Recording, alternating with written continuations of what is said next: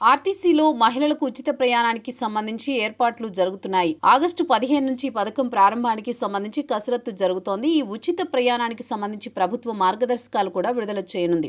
క్షేత్రస్థాయిలో ఎలాంటి ఇబ్బందులు కలగకుండా పథకాన్ని సాఫీగా అమలు చేసేందుకు వీలుగా ఆర్టీసీ చర్యలు చేపడుతోంది. ముఖ్యంగా బస్సుల్లో మార్పులు తీసుకొస్తోంది. మహిళల రద్దీని దృష్టిలో పెట్టుకుని ఎక్కువ మంది ప్రయాణించేలా ఏర్పాట్లు చేస్తోంది. ఆర్టీసీ బస్సుల్లో ఇప్పుడు ఉన్న సిట్టింగ్ విధానంలో సమూల మార్పులు తీసుకురానుంది.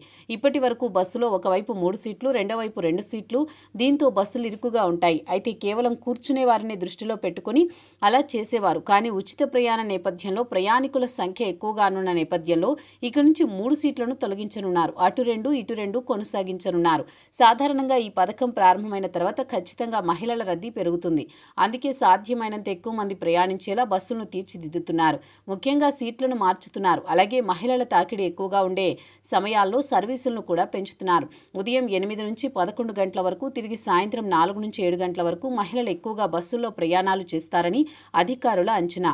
ప్రస్తుతం ఏపీఎస్ఆర్టీసీ విద్యార్థుల కోసం ప్రత్యేక సర్వీసులు నడుపుతోంది.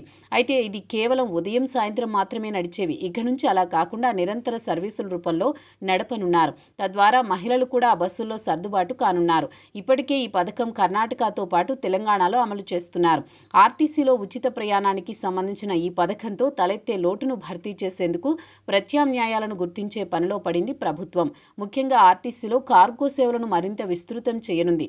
ఇప్పటికే ఆర్టీసీలో వస్తు రవాణా అందుబాటులోకి వచ్చింది. దీని ద్వారా ఆదాయం సమకూరుతోంది. మరోవైపు టెంపుల్ టూరిజం పథకాలను సైతం విస్తృతం చేయాలని భావిస్తోంది.